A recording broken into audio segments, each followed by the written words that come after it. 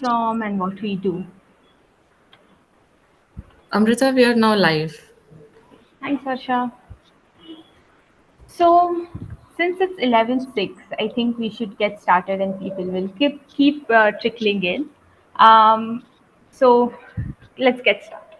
Uh, so, a warm welcome to everyone who has joined us on a Saturday morning, and welcome to the May edition of the Birding Buddies online series.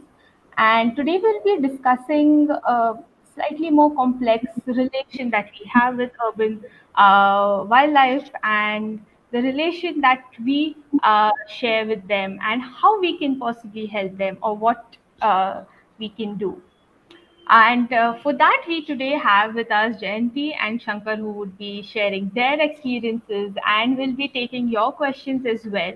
Um, but before we get dive into the discussion, I would just take a couple more minutes to introduce Early Bird and give an overview of what these online sessions are about, and then go on discussing this topic.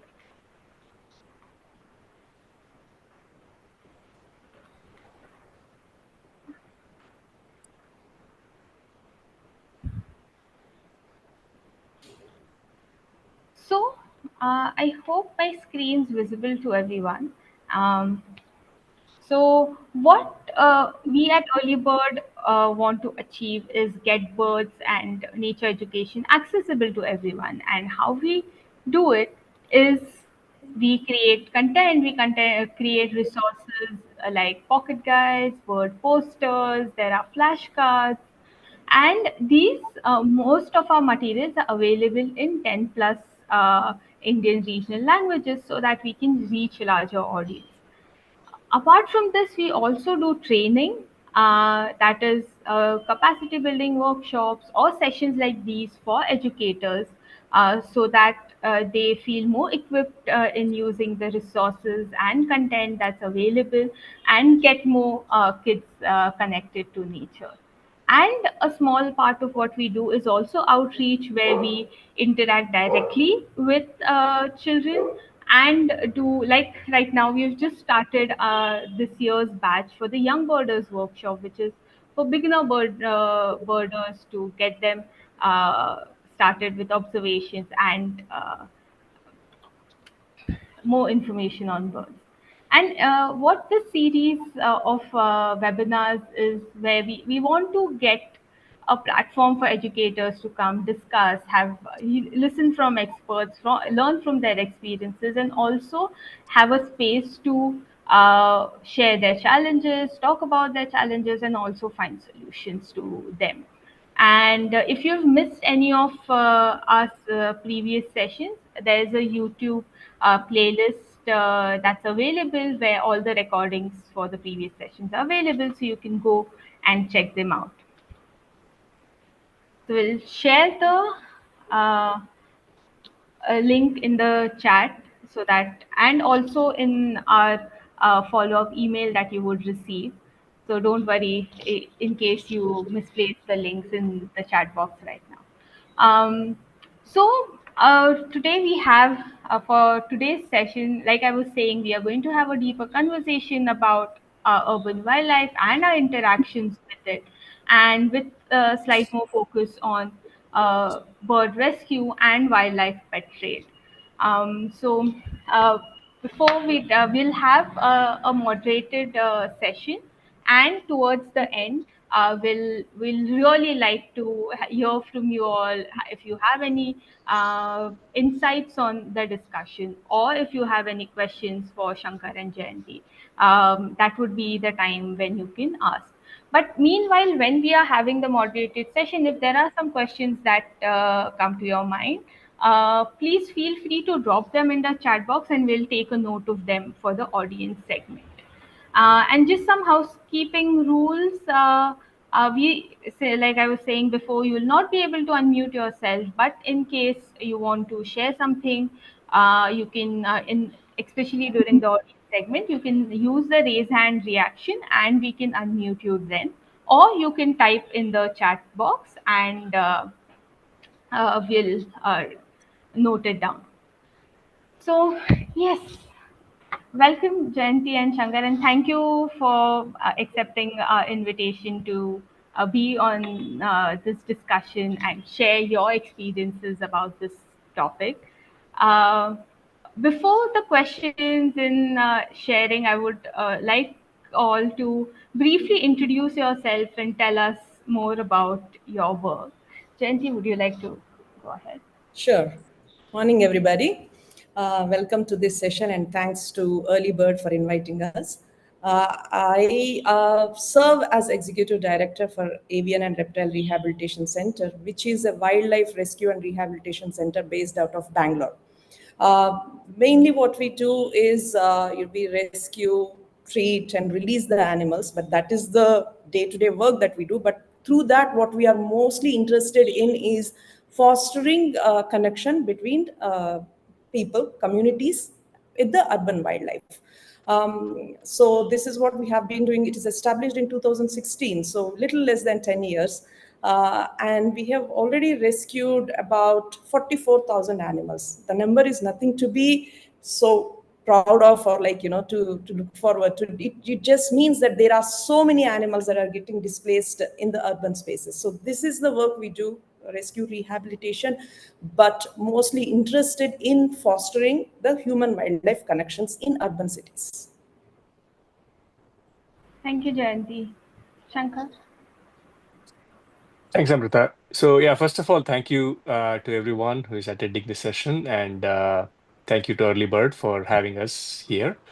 By profession, I'm an engineer. I got my degrees, in engineering, electrical engineering, and I'm still a practicing engineer. So my story is a little more complicated. Uh, I did go ahead. I had a deep passion in wildlife from very young age, even before I thought of engineering. So I went on, developed some tracking, wildlife tracking skills, which opened up a lot of avenues for me to use my technical knowledge combined with citizen science projects and so on. I also more recently have been developing a lot of deep understanding and knowledge in restoration ecology and doing a lot of restoring large areas of land from that have been damaged and so on. Uh, so yeah, I've done a lot of different projects over the last 20-25 years under pretty much three umbrellas. One, using my technical skills to help citizen science projects, some of them that I myself helped found, and others were definitely added on a lot of value with signal processing and audio processing and all that. Uh, and then had a long interaction with rescue and rehab. By the way, currently I am in San Diego in California, United States. So there is a very vibrant rescue rehab community here, and I have been involved with one of the organizations that is now under Humane Society here. It was called Project Wildlife, and that sort of gave me an exposure into a lot of things that are happening in the with the urban wildlife here, just like what Jayanti had mentioned with her work. And then finally, as I mentioned, right now I'm mostly focused on restoration ecology. So when I was invited to talk here, I was really happy to see Jayanti as the panelist because she's done such amazing work that I said, well, I can just follow her lead and add in. I had to think hard. What else can I say that Jayanti would not already have covered? And so I think today what you'll see is I'm going to focus a little bit on the human dimension, right? And that's why is it that? Because conservation is actually essentially a human story, right? It's the we are the problem and we are also the solution. So we need to think about it not just from the wildlife point of view, but also from the human point of view. So that way, I hope I can complement the really key message that Jayanti brings in terms of how serious the situation is. But maybe I can bring in some of the human angle. And specifically, I think a lot of people here, you're all teachers, mentors, parents, friends. That's why you are here. And I have been a beneficiary of a lot of this long engagement through my life. So yeah, so thank you for everything you're doing. And hopefully we can talk about, that angle of conservation as it relates to urban wildlife. Yes. Thank you. Yes. Thank you so much, Shankar and Jayanti, for your introduction, and Shankar for setting the stage of what the discussion and how we are going to go about it. So, my first question to you and Jayanti is like, sometimes it's really difficult to imagine if there's wildlife around us in cities, but there thrives quite a vibrant uh, ecosystem with a lot of birds and animals that are around. And while because that's true, then we interact with them in certain ways. And if you would both want to bring out certain positive and negative interactions that we as humans have with the urban wildlife around us, um, Jayanti, do you Sure. want to take the lead? Sure. Okay, so we work in wildlife rehabilitation. Wildlife rehabilitation happens, it exists only because people care about wildlife. So that is the positive thing. Particularly in Bangalore, I mean, it's a city, it's not just a green city. Most people, I mean, a lot of people are very sensitive towards the animals around them, in preserving them in their natural habitats, etc. So, they are numerous on a day-to-day basis. We see these positive interactions happening. Just yesterday, for example, there is somebody who called us saying that a bulbul chick is displaced, but they were so keen on making sure the chick is in its own habitat. They get very protective. This chick belongs here, it is in this community, so we want it to stay in this community. Can you do something to make sure that this stays here and gets reunited with the parents? And they go to huge lengths to make sure that these birds get reunited. They follow the instructions. With every bird that gets reunited, we want to make sure it's just not a momentary thing, that the reuniting is successful over a period of time, because birds can get displaced either because they are injured or they have some issues. So this is where the actual callers, the people, come in. It's not much that we can do, it's the people who have to do it, who have to make sure that they monitor the bird to make sure they're healthy, make sure that people are not disturbing them and giving them the right information and the positive information, making sure that the predators like cats and dogs are not attacking these, or if the bird comes down, somebody to be there and to kind of put it back with its parents. So these kind of interactions we see on a day-to-day basis. Like I said again, wildlife rehabilitation centers exist only because people care about wildlife. Okay, so the fact that we are able to do so many animals, it is because so many people are calling us, asking us help with the animals that they find around their houses and in their neighborhoods. So this is mostly what we see is 80 to 90% of the calls are where a caller calls concerned about the animal, concerned about that animal being in their community. But of course, we also see this is a place where there is high density of population and there are different types of animals, and not everybody knows about how to coexist with all these animals. We do see some negative interactions also. I'll just give you a story where you can, where it tells you about what kind of interactions people have.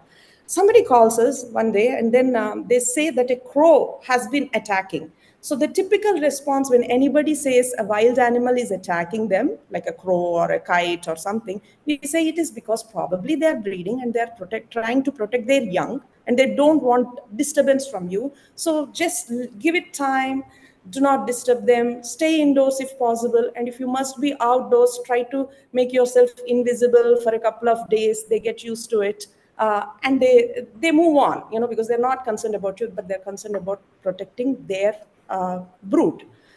But this person says, no, it has been going on for 6 months or more, and not just at my home. If I keep going on the road, like traveling on the road, they follow me and they harass me.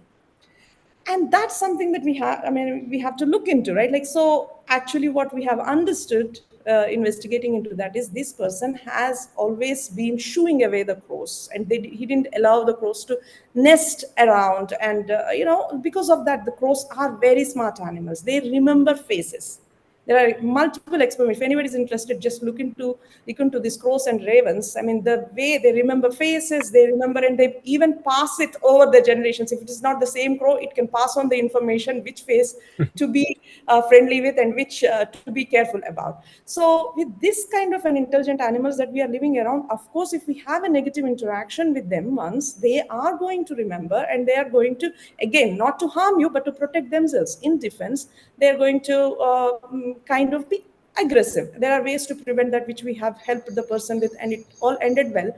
But these are the kind of negative interactions also we encounter, and a lot of this comes because of lack of understanding of their way of life. And with a better understanding of what is happening, why are they doing a particular thing, and what can we do to prevent that, more in most cases we would be able to come to a happy resolution, both for the animals around us as well as for ourselves.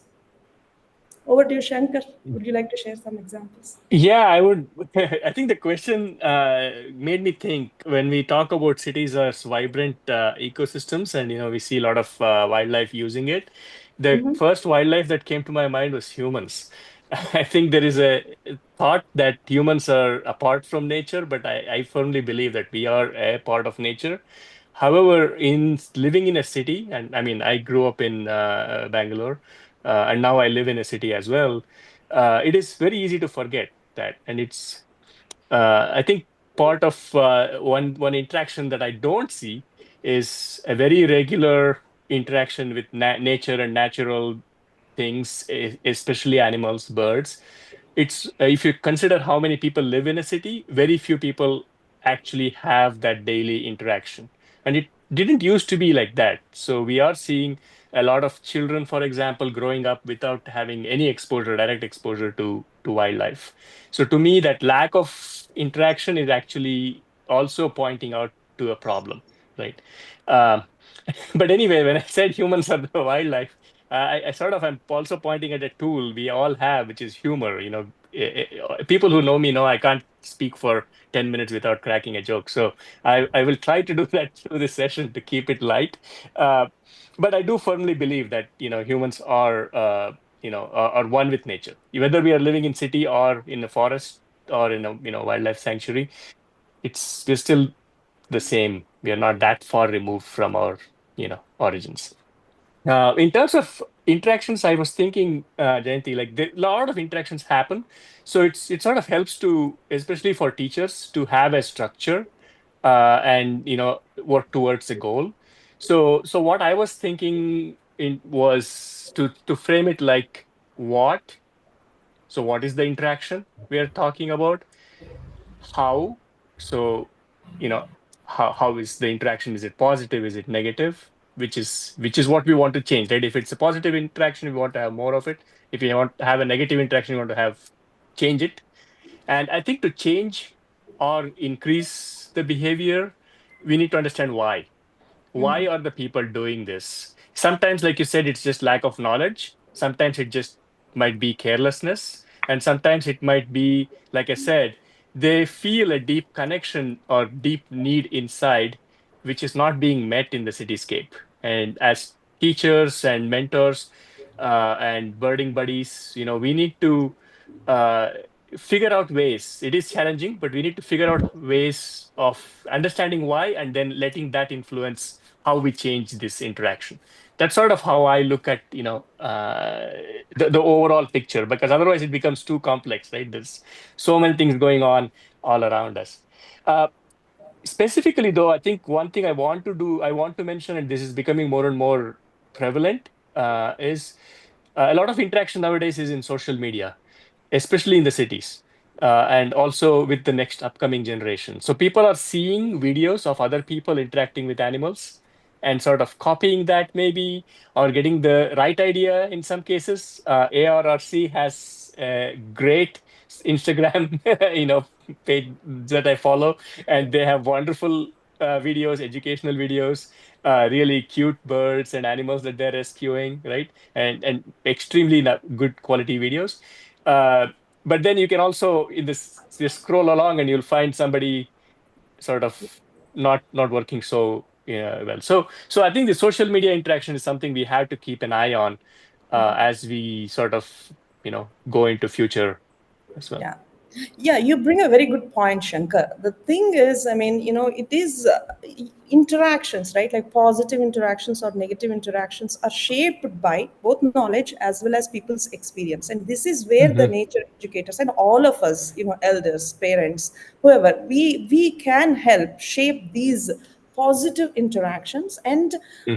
also help because a lot of children by default, I think they care about things around them.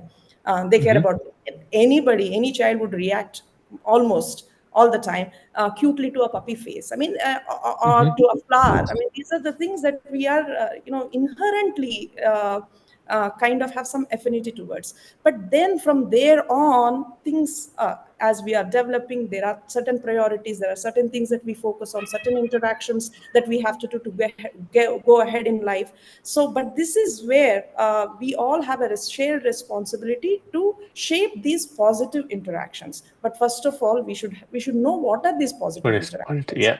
not Hmm. from just our perspective, but it is also from the perspective of these animals. So we have to Hmm. understand enough to be able to know what are those positive interactions and how to nurture them, develop them, and kind of Hmm. guide the young people around us. Yeah, I think both of you brought up really nice points and on sustained interaction basically, because when we interact with kids, often during bird walks and online sessions, our always goal is how to keep them coming back to it and have a long Hmm. and sustained um, like a connection that they build, a stronger Hmm. connection. And sometimes when we do bird watching, we then our more intention is to get them to observe more, or get to them understanding bird behavior, so that it builds on, if they see something, they understand, if it they try to understand if it's normal, if it's not, if it's some kind of and it is exciting also sometimes to see something that you're always seeing, and you see it through a different lens, and it brings in a different perspective and attachment towards it, just more than, oh wow, this is cute, and then you move forward. Right, right. Hmm. Sure. So, moving on, one other thing that I have seen quite often is people feeding birds and feeding animals around us, and um, it comes from, often from a well intended, it's like a well intended action, but are there any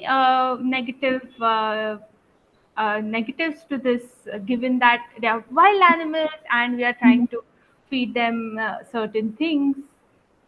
Yeah. So, yeah, that's a good point. When we say we like animals or we want to foster connections with animals around them, oftentimes the first thing that comes is like, let me take care of the animal, let me feed this animal, or let me give it shelter. Or it's raining or something, so this is how we are thinking in our terms of what we understand of things. Now if we want to examine this, there are different contexts in which we can examine it: legally, ethically, ecologically. For example, feeding animals in India, there's nothing legally wrong, unless of course by your feeding the animal is put in danger. If your feeding puts an Hmm. animal in danger, it is akin to hunting. It's almost like you're hunting the animal. But unless Hmm. otherwise, feeding legally is allowed. But then there are other things that we have to think about. Is it ethical? And yeah, ethical also. On the ethical terms, also you're trying to feed a hungry bird, just like you're trying to feed a hungry person. You can say that it is ethical as long as you're feeding it the right diet and making sure that your feed is clean. A lot of people I know like love to give water during summer, have bird baths. But then whoever has this, it becomes your responsibility to make sure not only the containers in which Hmm. you're giving are clean, but these are changed daily. Because if you don't do that, then we will be part of spreading diseases amongst these animals. So this is, Hmm. as long as we do it correctly, it is also ethical. But then there is this other aspect that we have to think about: is it ecologically good? So here is where it's a gray area, not gray area. I mean, it's clear in some cases. For example, rock pigeons, which we see around us. A lot of people feed them out of they come from a good place, trying to feed a hungry bird. Nothing wrong with that as such. But we have to ecologically, we have to understand that if these pigeons, who do not have that much fear of humans, which is why they are so successful and they're everywhere. It's good for the pigeons. It's not about demonizing the pigeons, it's about our behavior. Most of it is looking at what we do, how we understand and how we shape our interactions in this field. So when you look at rock pigeons, they are so adaptable to human environments, but by feeding them, you are increasing their populations disproportionately, which they are occupying the same habitats, feeding on the same things that other native wild birds depend on. So in our compassionate action, we are shaping things, whether it is good for ecologically good or not. I mean, I leave it up to you to think about it.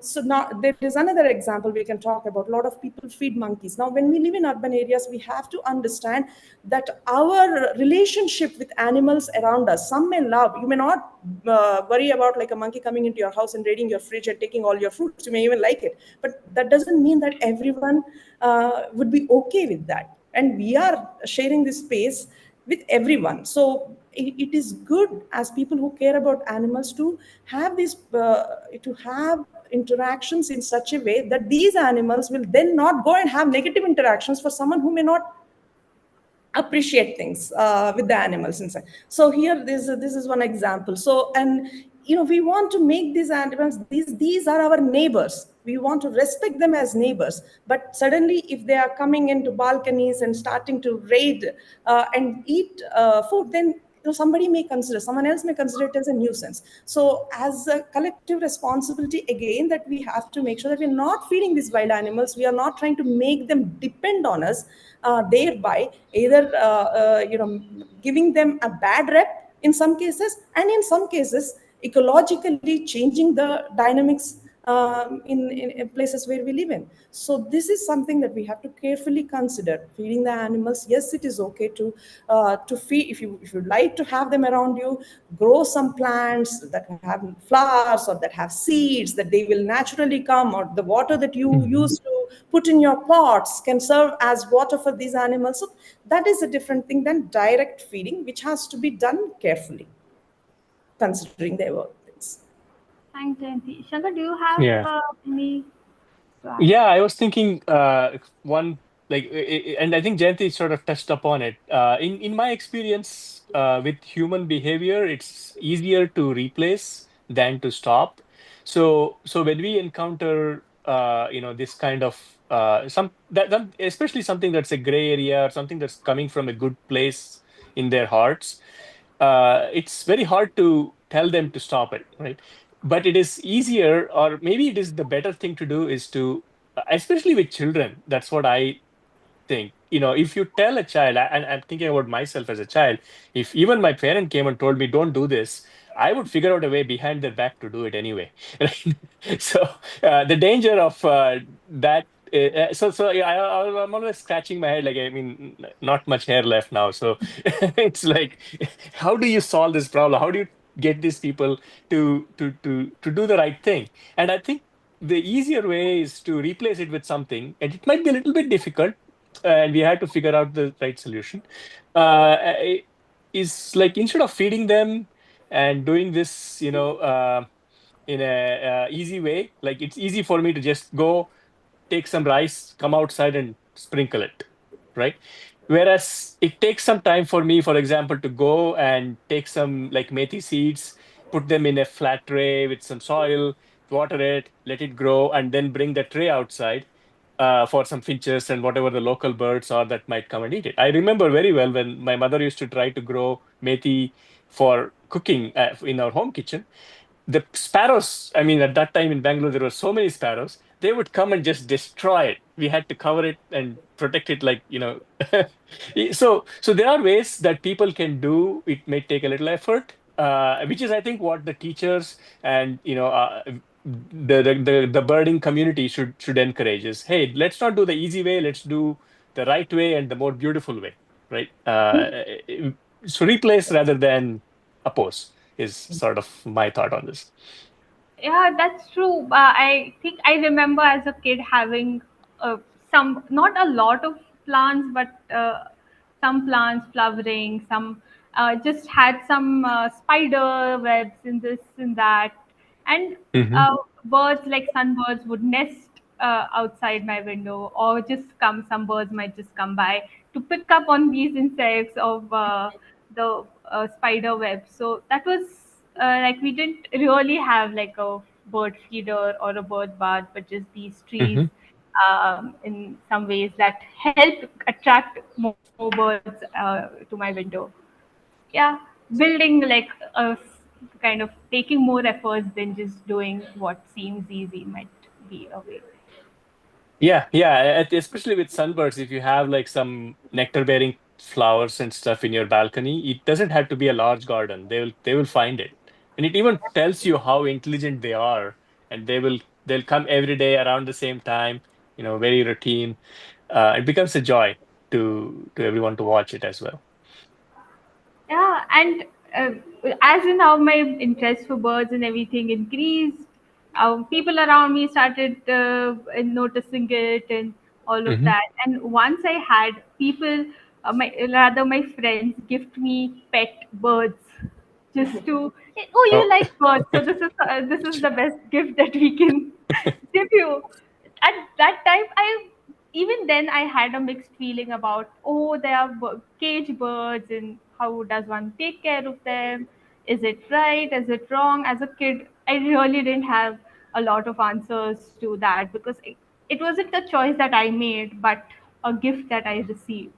So Hmm. maybe moving on to that part of a discussion where uh, there seems to be a lot of ethical and moral dilemmas around pet birds and pet animals. So, if you would like to bring in more insights on that, if there are any laws or regulations, and how does it work for wild caught birds, and maybe also eventually we'll touch up some bits on exotic birds, because we do see quite a lot of them as pets Yeah, as well. yeah. Hmm. Yeah, again, another very good question, and that people are confused about, really. So a lot of people do not know why we should do something or should not do something when it comes to these birds and how to interact with them. Not just birds, wildlife, right? Like, in India has very strong laws for the protection of wildlife, not just wildlife, animals also. In fact, it is a constitutional duty, they say, to make sure that you protect animals around you as well as the environment around you. And the laws are pretty clear on that. As far as wildlife is concerned, anybody is interested in wildlife, you should look into Wildlife Protection Act 1972. I'm sure that keeps getting mentioned everywhere. By this law, you cannot, no, nobody can keep a wild animal as a pet. Of course, many people do not know about this and end up, finding a parakeet or something, or a myna baby, that got lost from its parents, and they will actually take care of the bird and end up keeping it in their homes. Maybe they'll get a small cage where they put the bird, feed it well, and some people go out of their way to make sure that it is. They will even look up in Google or read about the diets and make sure the diet is given, but what happens at the end of it is that bird gets caged. That bird gets used to being in human surroundings, interacting with humans. And what happens later to that bird is the big question that we have to think about. First, it is not legally okay. It's illegal to keep any wild animal at home. But that apart, let us see, is it ethically right? Like, now, this bird, which otherwise would have a very rich life, whatever it is. I mean, it may be difficult for it to find food, but still, it is its life, right? Like, it has every right to live the way it is supposed to, it is meant to be. So taking that bird and putting it in a cage and keep giving food regularly and making sure that it is sheltered from the rain is not the definition of life, and I am sure all of us would agree if applying it to ourselves. Somebody feeds us and says that, you will be protected from the weather. That's no life for us. So the same thing for birds, and even more so because they don't even understand what is going on, and then they will develop these kind of the imprinting or relationship with humans, that even at a later point of time, if you want to release it back into the wild, that's not an option for the bird. It's ethically wrong because this bird now does not have skills to survive in the wild, uh, nor it knows how to protect itself from predators. So it would be just really cruelty at the end of the day for the animal to be caged and then just get released when you think that you have either had enough of the bird or the animal, or you think that it is getting stressed now. It probably would be better off being released in the wild. So it's ethically wrong, and ecologically though definitely it's not a good idea, because when you release these animals, a lot of these animals, can you bring up that slide we have had about Yes.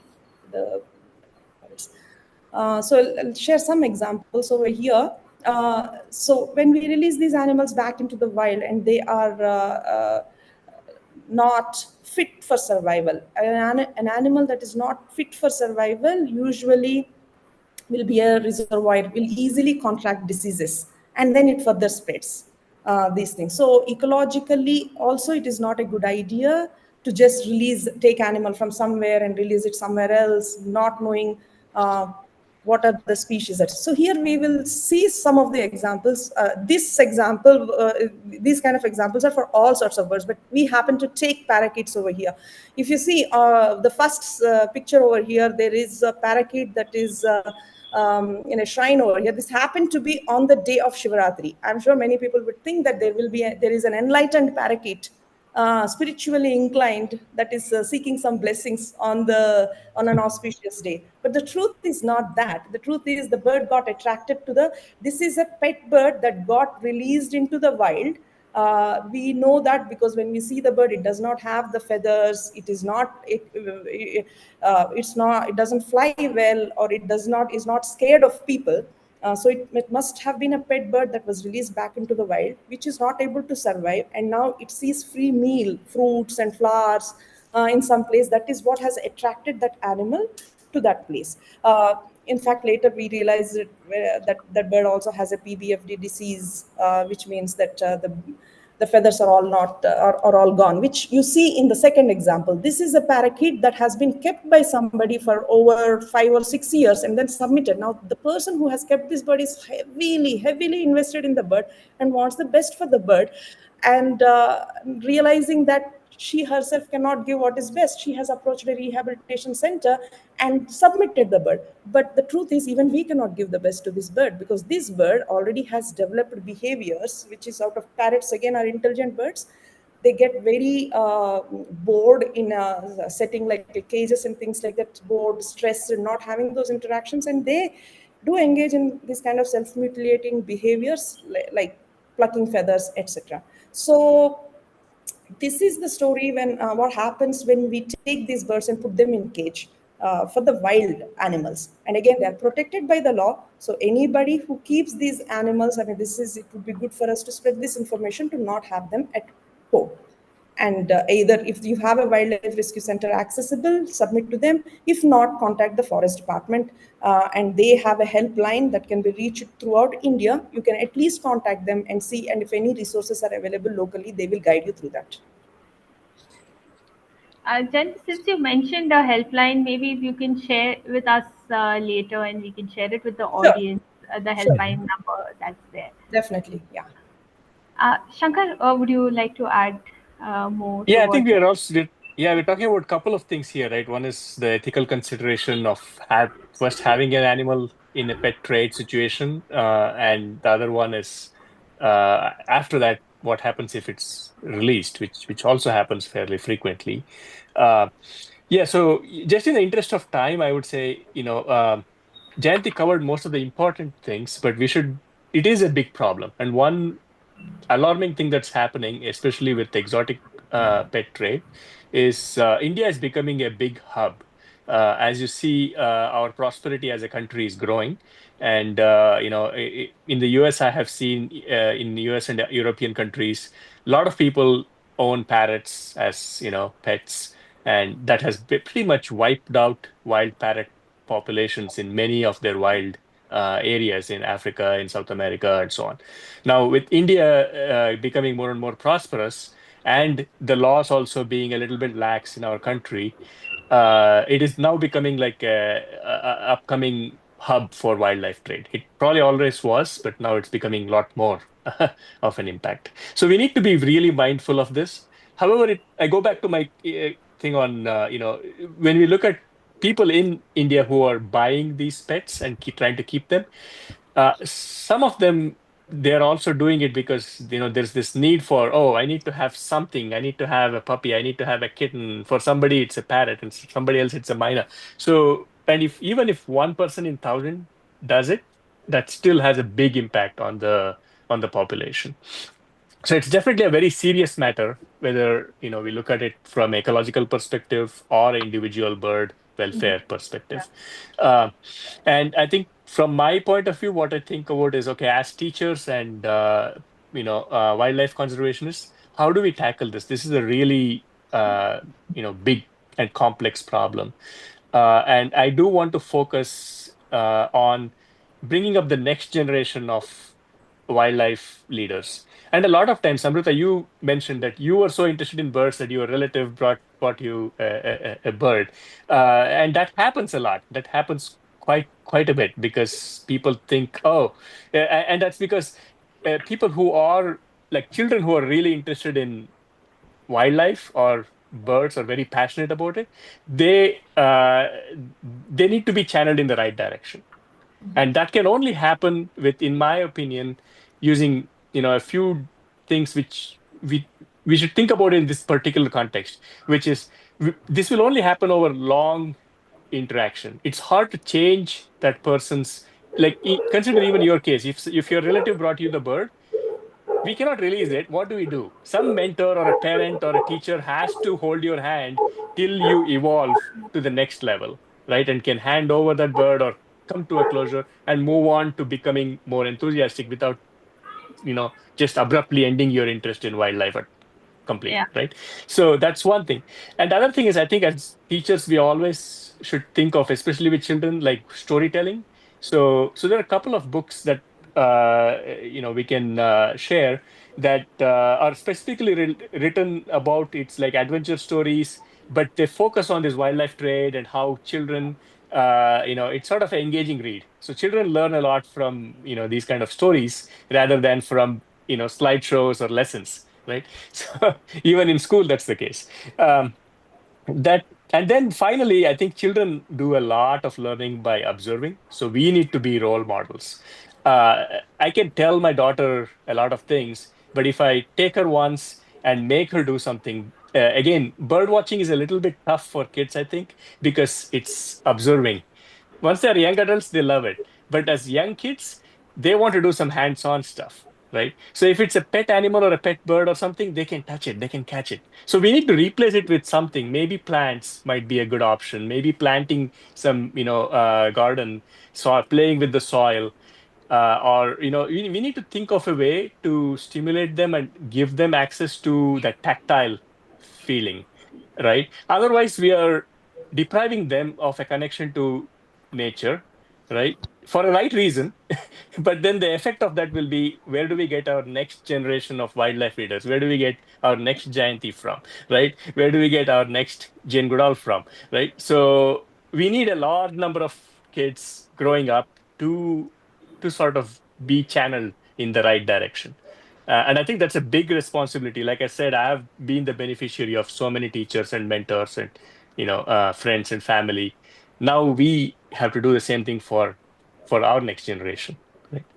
So yeah, I think we are. I'm just looking at the time. We are Yes. getting pretty close. So Yeah. I would like to hear what the audience has to say. There's so Yes. many people sending emotions and all that on Yes, chat. Yeah. definitely. I think I too plan to move on to the audience interactions, And I think there are no questions as such right now, but I think people can come up. And if you have any questions, you can use the reaction raise hand button, or feel free to even drop your questions in the chat. Yeah. Yeah, and like while we are still getting questions, just one point that I wanted to bring up, like you were saying, uh, tactile interaction for younger kids, and that's true. When we go out, we say that it's a bird walk, but we end up having them play games and activities and do some bit of nature Hmm. journaling in which they get, maybe not hold the bird or have the bird Yeah. and touch the bird, but at least do it in a way where they can at Hmm. least interact with other aspects that the bird interacts with. And we try and bring that aspect out where they have that tactile and all the sensory uh, involvement, but Hmm.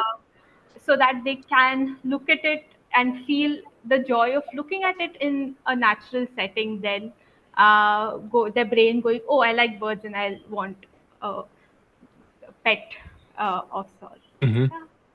Though that might not be our main intention, like we don't want them to go there, but eventually I think that's how it goes about. Yeah. So Janti, there's one question for you that's being asked: can we join your rescue team? Is there a way of doing that? Sure. Yeah, depending on where your location is and all that, we can take that. Like, we will share at the end of the session, maybe an email by which you can reach us. That would be good for any Yeah. further things. Yeah. Hmm. Uh, if you have So, any questions about the session or this topic, please feel free to raise hands and we'll have you unmuted so you can ask it yourself as well. Yes, Yeah. Shankar, you're so saying. Amrita, related to what you were saying, right? I had one very nice interaction with a friends group here in San Diego, and I would like to point out something they do, which I really like. Um, so this is run by an old lady. She's 80 years old. She's like a still going on, going strong. It's amazing. It's called Friends of Rose Canyon, and they do yearly. I mean, as you know, in California, oaks are a kind of tree that is native to this area. They're native to a large areas around, but they grow from acorns, which are pretty big seeds. And kids love coming and digging and planting the acorns and then watching them uh, grow and everything. So it's all just the neighborhood kids that get invited, and it's seasonal. But then they also this group also does some nature walks for the neighborhood school kids. And one thing that Devi Knight is the director of this organization, I work with very closely. Devi makes sure that her nature walk groups are always limited to 4 students. She has to hire 20 guides to accommodate the whole class, because if you can imagine, if each guide can only take 4 students, then the whole class would need, like, 20, 30 guides. So, and I asked her, like, why do you do that? It's so difficult to coordinate all this. And she said, well, if I do more than four, the kids don't learn anything. There is really no impact on them. Whereas if I do four or less than four, then they come back and they can recollect everything, and it really sinks in. So I think this small group versus large group, like, how much mentoring can we do, especially to kids who are, like, below fifth grade, below third grade, because that's where we have to catch them, right? If Mhm. we want to really intervene and make an impact. I mean, I remember my earliest memories were my dad taking me to Lal Bagh on a daily basis, and that was I was in first standard. Right. So you have to catch them really young, but when you catch them really young, you can't have a large group either, right? So it's sort of like I said, a very difficult situation, right, to Yeah, solve. Yeah. we totally agree with that as well. It's something that we also try to do. Keep it small, but more engaging and more effective. Yeah. Janti, were you Yeah. about to? No, yeah. Also another thing that we are talking about today: what is good for the birds? How can we help the birds around us? But one of the things that if we look into it, and as nature educators and conservationists, this is something that I think we should also focus on more. See, everyone can be a conservationist. Everyone can be, Hmm. anybody can be a bird friendly person, or bird conservationist. Let me call it that way, because it's you don't have to have a certain education, or certain knowledge to be this. Because if you think really about it, like it's not like we want to make our city bird friendly. What is good for birds is good for us, or rather what is good Hmm. for us is good for birds. I mean, what is that we need, right? Like, to have a good life, it's like we need green spaces, Hmm. we need clean water, we clean air, and clean food, pesticide free food. These are all good things for us, which also naturally, I mean, because of all of us are life forms, right? It is also good for the other Hmm. life forms, including birds and other wildlife that lives around us. So the thing that we should focus on is, it's not like we are trying to help something else. We are all co-sharing this space, and it is up to us, with the knowledge that we have and the information, how do we design these spaces that are good for us, as well as that are good for the animals around us. They need not be mutually exclusive. A lot of times that is what we look at it as. I mean, it is like, I want, for one of the things that happens is, like, a lot of people don't want to have trees, and I see trend changing on that. But 10 years ago, 20 years ago, one of the complaints that people have for an avenue tree or tree outside on the street is, leaves keep falling and I have to sweep the leaves every day. Yeah, it's funny as it is, but that is true. So when we are looking at it as, like, what is good for, what's good for me is to not have to sweep the leaves. It may be good for, so you kind of look at it as a conflict scenario. I don't want this. So this is the narrative that has changed. And I am seeing that trend. Like, there's some young kids are coming and questioning their parents. Mama, why do we have to do this? Why can't we, I would sweep. I mean, this happened in my own society also. So education does help, prioritizing these things and figuring out how do we go about it. So while change Hmm. comes in small measures, even though we want it to come in chunks at a time, but it only comes in small measures. So all little efforts that we all do, even though they may not look like they are going somewhere, but these do make an impact, is what I feel. And the Hmm. point that we should be looking at is, we are all trying to co-share these spaces. What is good for them is also good for us. Like Diwali crackers, for example, a lot of people get affected by Diwali. It's not just the birds. I mean, to label it as, do not burst crackers because the animals suffer. No, do not burst crackers because it affects all of us, particularly the animals also. So the messaging that we give around it is also important, and not look like, we're trying to save something, but we are all trying to go towards a better life, better way of living, a way of life for all of us. Yeah. True. So we have two, three questions, one from YouTube and two from the audience on Zoom as well. But since we are close to 12, I'm just sending out the feedback form for the session.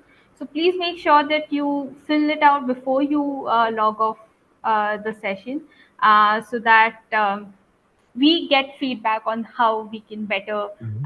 address some topics that you want us to cover as well in the future.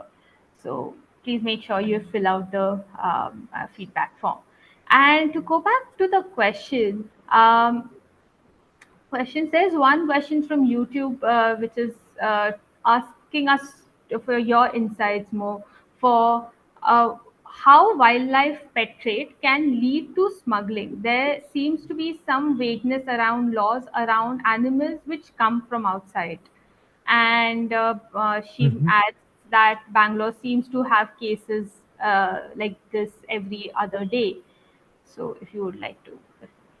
Yeah, it's true. Not just, I mean, the pet, wanting to have these animals as pets is the thing that fuels pet trade, obviously, right? Like, one of the things that we tend to forget is, I mean, while we have laws to protect the animals, the native wildlife, the wildlife that belongs to India, we forget that we sometimes do not realize that the animals that we would like to have as pets also are native wildlife to some other country, and in bringing them into the country, they are going through extreme duress, not just the transportation and all that, the habitats there are getting destroyed. So there is a deeper connection to all these things. So, and it all starts from the demand. Of course the rules are there, and like everything else, there are rules against importing a lot of other things also, import and export. But that doesn't mean, I mean, that people always find ways. If there is a demand, there is always a way that will be found.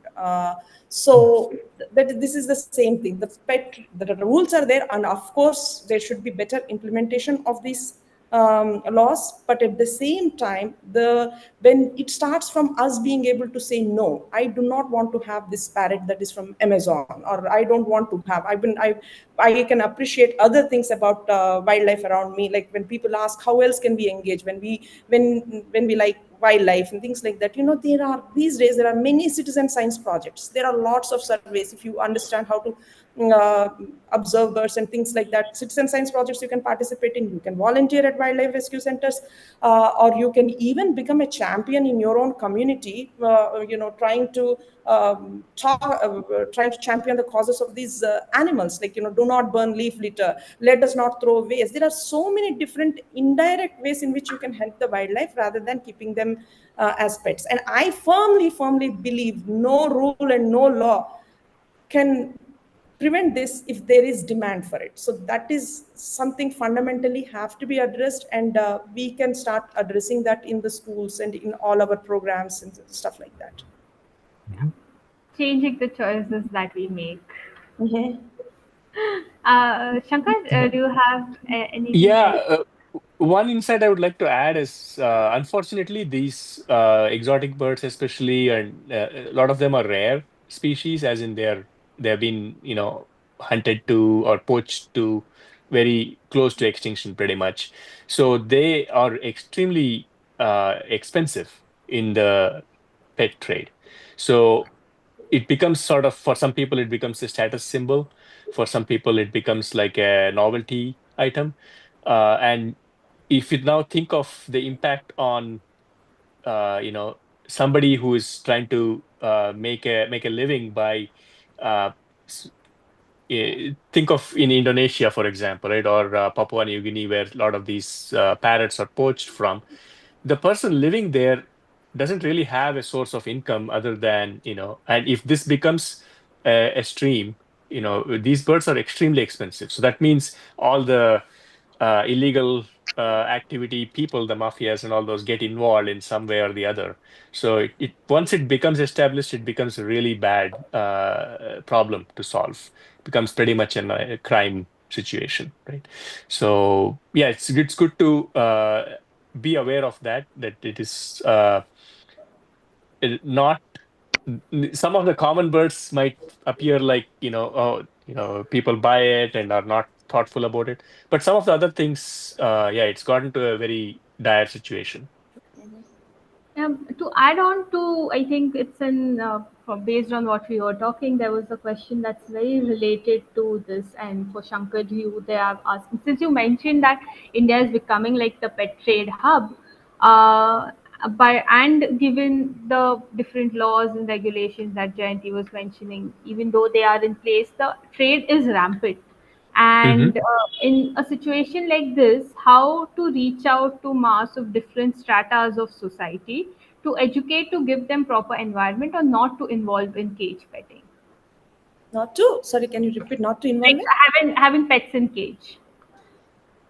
Ah, this it's not as easy. It's a very complex thing, and it's to be able to do that, because how do you reach en masse? I mean, no awareness or no posters and things like that can. I mean, it requires all of us, and I am calling for even scientific community to start looking into these aspects of it. I mean, Hmm. research for, like, you know, talking about, like, you know, dynamics of populations and all that is one thing. But, you know, if we want really people to be kind, or to allow these spaces to exist for the wild and not consume them. See, the thing I use is we should shift our attitudes from consuming these wild animals because they are rare or they're beautiful or they're expensive or whatever, right? To changing the perspective from consuming them to respecting them.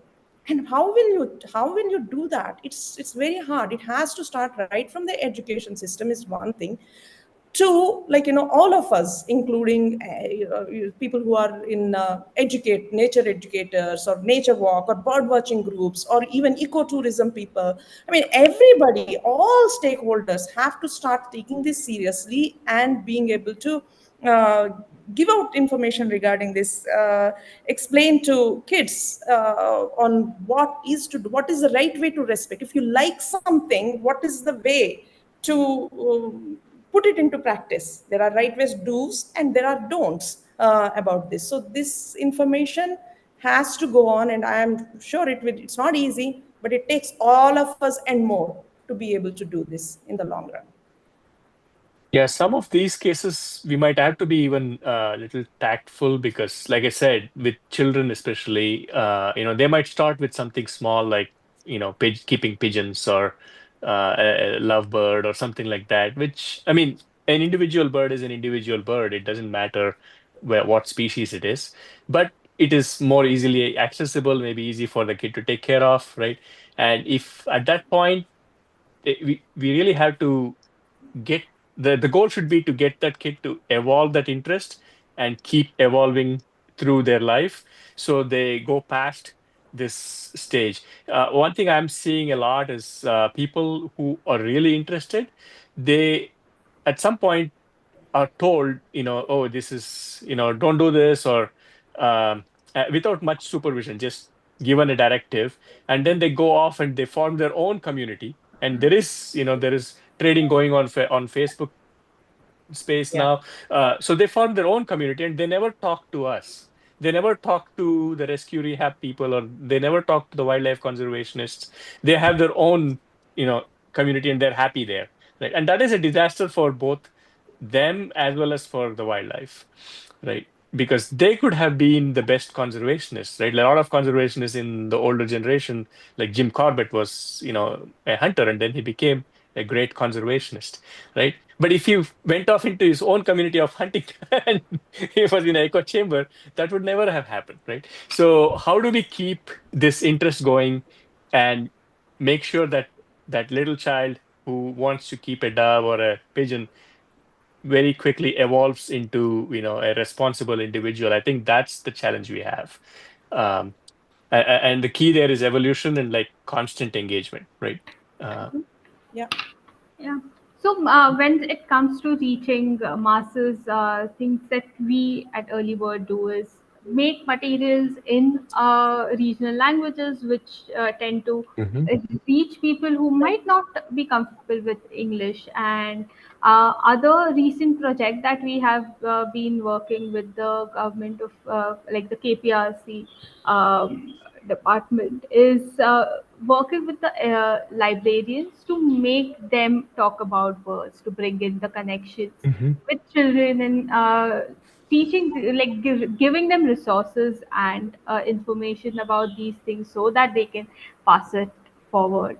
So that's there. And the other thing being the Wonder of Birds course that we have, which is a Mhm, very it's a basic course, video based resources, and educators can use that as well, because there are sections that definitely talk about the wonders of birds, but also mhm. there are later chapters which talk about how one can like some threats, or how we can help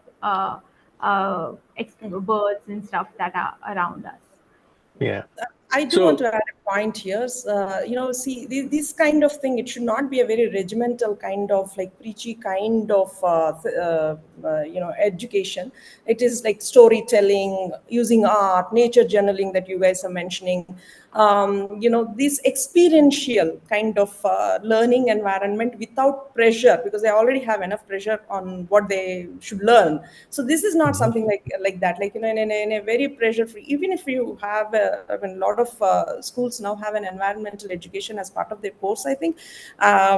So something which is, if that can be changed from a more academic textbook kind of thing, I would even say that don't score anybody on how they are doing on that. Don't give even marks for that, but let them experience, make their own learning. And in this interactive sessions, skits, fun kind of things where you internalize these things, or games, puzzles, that are engaging, that people want to just engage for the sake, not because they want to learn, because it is fun activity. So we have to be even more creative to be able to come up with this kind of material, which is creative, engaging, not forceful, but experiential, that allows the child to learn on their own.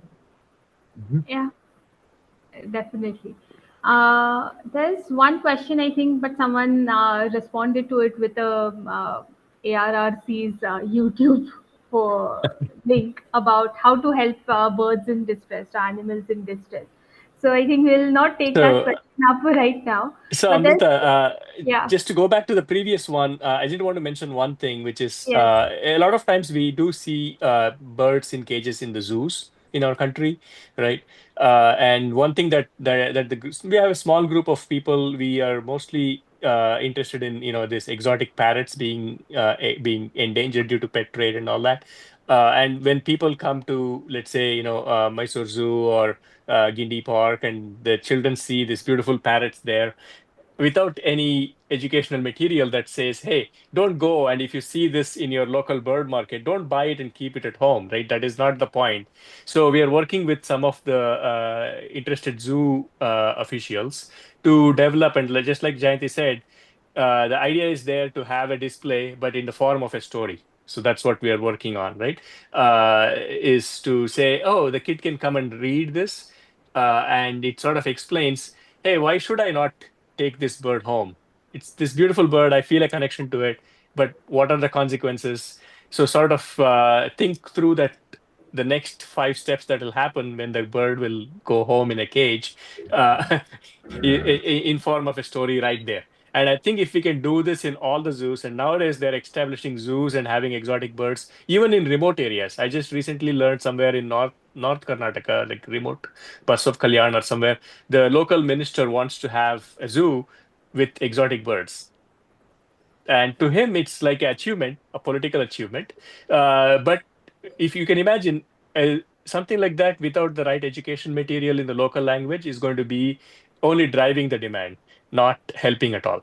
Yeah. So I think that's one more thing we should consider when, especially as zoos are becoming more and more professional and conservation focused. We should have kid-based education material there. yeah, true. So we'll just take one last question since they have asked it a while ago in the chat. They say that they do a lot of bird walks or nature walks for enthusiasts, general public, and children, and there are times when they have encountered wildlife, something like snakes. So, given that they themselves are not wildlife rescuers or something, they seem very unsure of situations like these. So, they wanted some suggestions and tips on how to go about that. Okay, so yeah, so snakes also are part of our ecosystem, and we can coexist with them. I say this without any doubt. We can coexist with snakes because they are the most Mhm. peaceful creatures. It's like this, right? Like with all the animals, with the world around us. I mean, it's not just again for wildlife. It is for just as people. It is important for us to learn how to interact with the world around us, even with people who are coming from different backgrounds, people who care about different things than what we do. It's good for us to learn these things. Similarly, it is good for us to learn how to interact with other critters that are in our world, whether it is insects or whether it is birds or it is even snakes. We understand the fear with snakes is very primordial, and also it has been reinforced over the years, and there was some validity to it at some point when we did not have proper hospitals to do the snake treatment, or even people are working in the fields where they do not understand the how the snakes operate and things like that. But at this point, we have enough information. We know what are venomous snakes. We know what are non-venomous snakes. We know what are the features of different venomous snakes and how do you interact with them.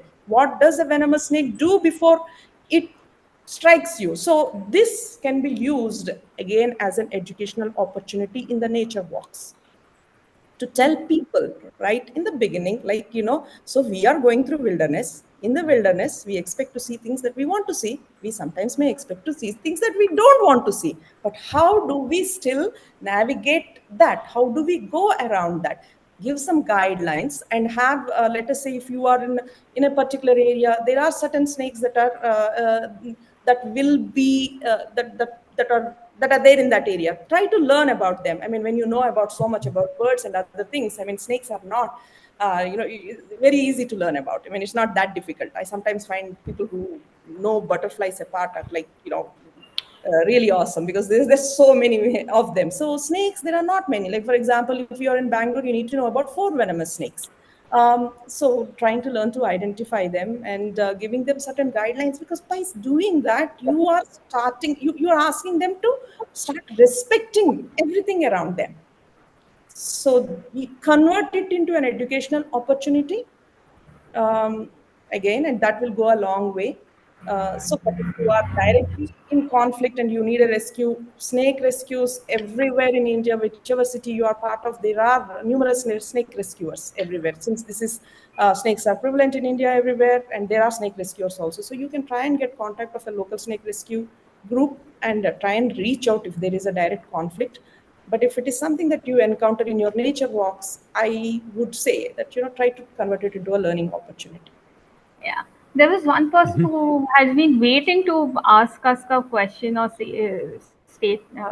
and they have been, I think, logged out when I was trying to unmute them earlier. But they are here now. If you both are okay, can we just. Yeah, Sure. sure. Yeah. Yeah. Yeah. Okay. Abhishek, we've requested to unmute you. Can you please unmute yourself and speak? You encounter in your nature walks, I would say that try to convert it into a learning opportunity. Yeah. There is one person who has been waiting to ask us a question. Abhishek, we could just hear the recording of this to us again. We couldn't hear your voice. I would request you to um, try again, or else drop your question or what you want to say in the chat.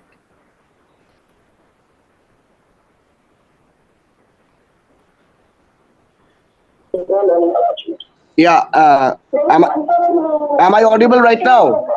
Yes. Yes, there Yes. is some disturbance, but yes, you're audible. Am I audible right now? Could just hear the Yes. Yeah. recording of this to us again. We couldn't hear your voice. There's a I would lot of request background you noise. to.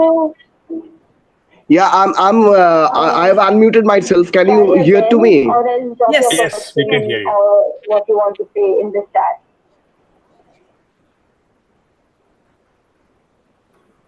So Abhishek, go ahead. Ask.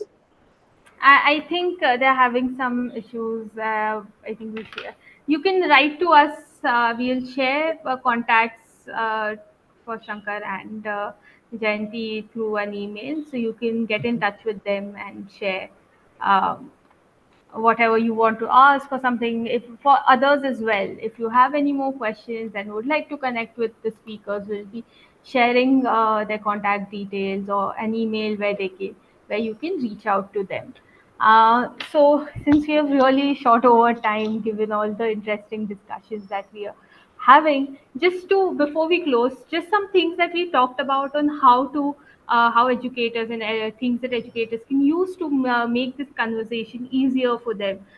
There are some story books in books that Shankar has shared. We'll share them with you. There are some resources that Jayanti has shared with us that we can share with you, which will help you. Even there were some people who were asking about how to help, do's and don'ts about interacting with urban wildlife, or when we find something in distress. There are information about that that's available as well. Also, the helpline number that Jayanthi mentioned, will share it with you through an email. And there are resources that, if you want to talk more about birds and you don't know where to get started with what resources to use, we Early Bird have resources that you can check out as well. There's an like I was saying earlier, there's this online course, the videos in which you can use as educational materials, and there are quizzes that you can engage with as well. And so try and use as many creative ways you can, given that this is such a sensitive and a complex topic. Yeah. Just saying don't do this might not really work like most of the other things, and hence having more engaging ways of skits, stories, and activities and outdoor engagements might be the way to go forward. So thank you, Shankar and Jayanti, for such an engaging session and giving insights through from your experiences and learnings. Thank you so much for joining. Audience as well, thank you so much. Please make sure that you have filled out the feedback form so that we can bring in similar sessions to you. We'll be back with another session in July, and with a different topic, we'll announce about it soon. Thank you, everyone. Thank you. Thank you. Thank you, Thank you, Varsha everyone. from Earthbird's team, for all the logistical support. Thank you, and see you all Thank you. again next time.